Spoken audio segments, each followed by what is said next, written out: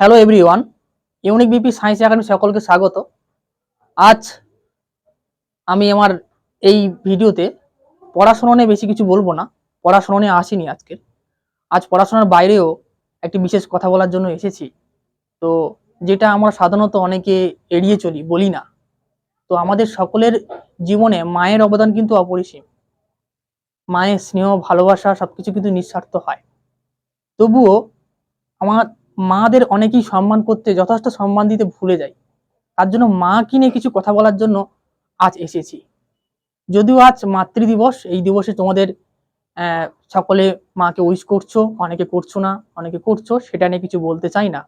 কিন্তু আমি এটাই বলতে চাই সকল স্টুডেন্টদের এবং সকল পজিটিভ মনোভাবাপন্ন মানুষদের, যে শুধু এই মাতৃদিবসের দিন কিন্তু মাকে, মায়ের ছবি নিয়ে, মায়ের সঙ্গে সেলফি তুলে, মায়ের সঙ্গে থেকে শুধু উদযাপন করে হ্যাপি মাদার্স ডে বললে হবে না।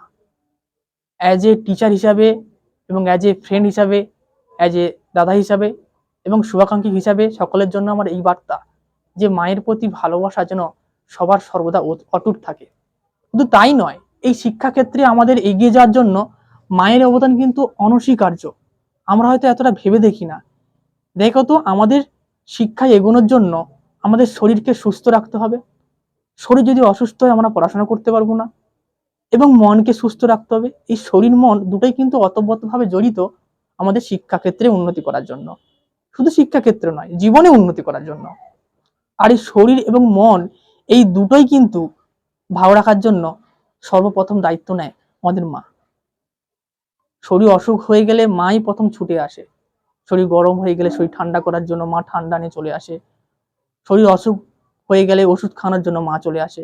শুধু তাই নয়, যদি একটু বিচলিত হয়ে যায় সন্তান, যদি একটু মন খারাপ হয়ে যায়, সকলে না ধরতে পারলো, মা কিন্তু সেটা ধরে নেয় এবং মা এসে বারবার জিজ্ঞাসা করে কি হয়েছে না হয়েছে।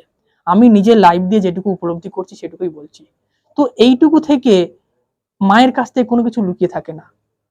তো একটা সন্তানের সাকসেসের পিছনে আমার মনে হয় মায়ের অবদান সব থেকে বেশি।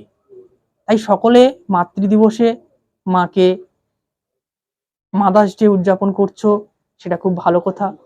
কিন্তু আমি বলতে চাই সকলের উদ্দেশ্যে, যে শুধু মাদার্স ডে উদযাপন করে এটাকে সীমিত রাখলে হবে না।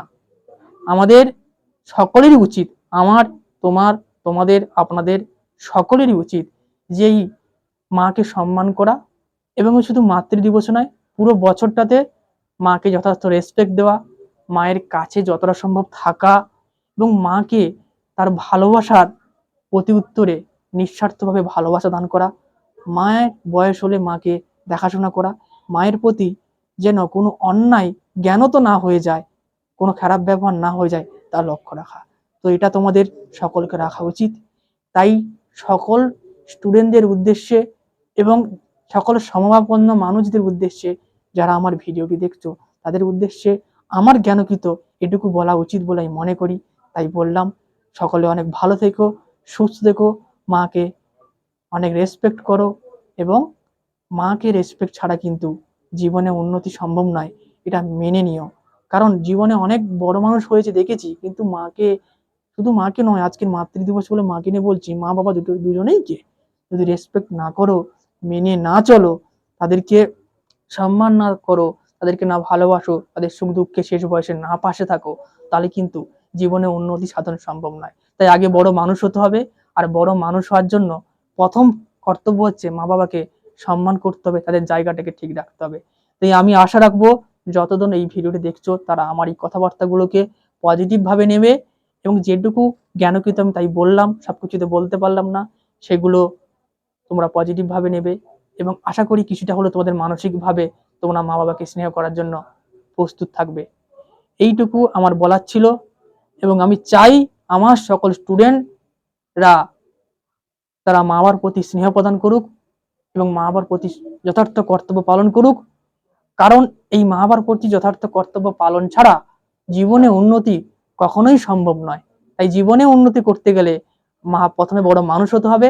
আর মানুষ হতে গেলে প্রথমে মা বাবাকে স্নেহ করতে হবে, রেসপেক্ট করতে হবে, তাদের জায়গাটুকু ভালোভাবে কর্তব্যের সহিত পালন করতে হবে। এই নিয়ে আজকের বক্তব্য আমার এখানেই আমি তোমাদেরকে সকলকে ধন্যবাদ জানিয়ে শেষ করব।